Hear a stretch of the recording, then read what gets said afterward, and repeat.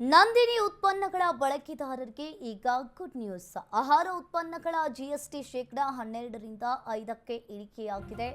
ಇನ್ನು ನಂದಿನಿ ಉತ್ಪನ್ನಗಳ ಬಳಕೆದಾರರಿಗೆ ಗುಡ್ ನ್ಯೂಸ್ ಕೊಟ್ಟಿರುವಂಥದ್ದು. ಆಹಾರ ಉತ್ಪನ್ನಗಳ ಜಿಎಸ್ಟಿ ಶೇಕಡಾ 12ರಿಂದ 5ಕ್ಕೆ ಇಳಿಕೆ.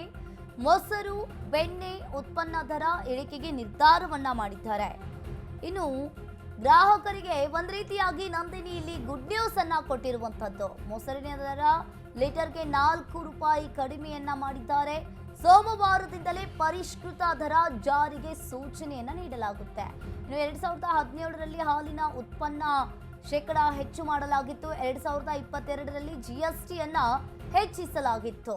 ಇನ್ನು 2022ರಲ್ಲಿ ನಂದಿನಿ ಹಾಲಿನ ದರವನ್ನ ಹೆಚ್ಚಿಸಲಾಗಿತ್ತು. ಈಗ ನಂದಿನಿ ಉತ್ಪನ್ನಗಳ ಬಳಕೆದಾರರಿಗೆ ಗುಡ್ ನ್ಯೂಸ್ ಸಿಕ್ಕಿದೆ. ಆಹಾರ ಉತ್ಪನ್ನಗಳ ಜಿಎಸ್ಟಿ ಶೇಕಡಾ 12ರಿಂದ 5ಕ್ಕೆ ಇಳಿಕೆ ಮಾಡಿದ್ದಾರೆ. ಮೊಸರು, ಬೆಣ್ಣೆ ಉತ್ಪನ್ನ ದರ ಇಳಿಕೆಗೆ ನಿರ್ಧಾರವನ್ನ ಮಾಡಿದ್ದಾರೆ.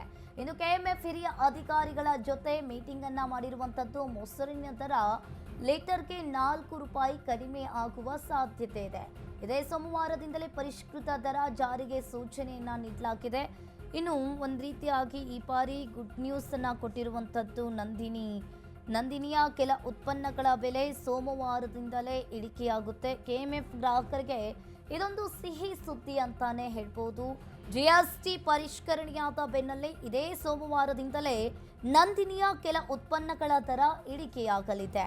ಬೆಣ್ಣೆ, ತುಪ್ಪ, ಚೀಸ್ ಮೇಲೆ ಮೊದಲು 12% ತೆರಿಗೆಯನ್ನು ವಿಧಿಸಲಾಗ್ತಾ ಇತ್ತು. ಆದರೆ ಇನ್ನು ಈ ತೆರಿಗೆಯನ್ನ 5ಕ್ಕೆ ಏರಿಸಿದ್ರಿಂದ ಈ ಉತ್ಪನ್ನಗಳ ಬೆಲೆ ಇಳಿಕೆಯಾಗಲಿದೆ.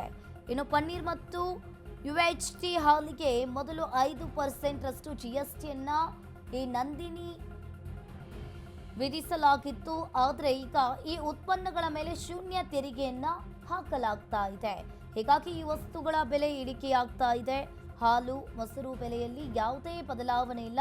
ಹಾಲಿಗೆ ಜಿಎಸ್ಟಿ ಇಲ್ಲ. ಮೊಸರಿಗೆ 5% ಜಿಎಸ್ಟಿಯನ್ನ ವಿಧಿಸಲಾಗ್ತಾ ಇದೆ. ಹೀಗಾಗಿ ಈ ಎರಡು ಉತ್ಪನ್ನಗಳ ಬೆಲೆ ಈಗಿನಿಂದ ಮುಂದುವರಿಯಲಿದೆ. ಈಗಾಗಲೇ ಜಿಎಸ್ಟಿ ಕಡಿಮೆಯಾಗಿರುವ ಉತ್ಪನ್ನಗಳ ದರ ನಿಗದಿ ಸಂಬಂಧ ಕೆಎಂಎಫ್ ಕೆಲಸ ಶುರು ಮಾಡಿದ್ದು, ಶೀಘ್ರವೇ ಅಧಿಕೃತವಾಗಿ ಈ ಪ್ರಕಟಣೆಯನ್ನ ಮಾಡ್ತಾರೆ. ಒಂದು ರೀತಿಯಾಗಿ ನಂದಿನಿ ಉತ್ಪನ್ನದಾರರಿಗೆ ಇದೊಂದು ಸಿಹಿ ಸುದ್ದಿ ಅಂತಾನೆ ಹೇಳ್ಬೋದು. ಜಿಎಸ್ಟಿಯನ್ನ ಕಡಿಮೆ ಮಾಡಿದ್ದಾರೆ. ಇದೇ ಸೋಮವಾರದಿಂದಲೇ ಪರಿಷ್ಕೃತ ದರ ಜಾರಿಗೆ ಸೂಚನೆಯನ್ನ ನೀಡಿರುವಂಥದ್ದು.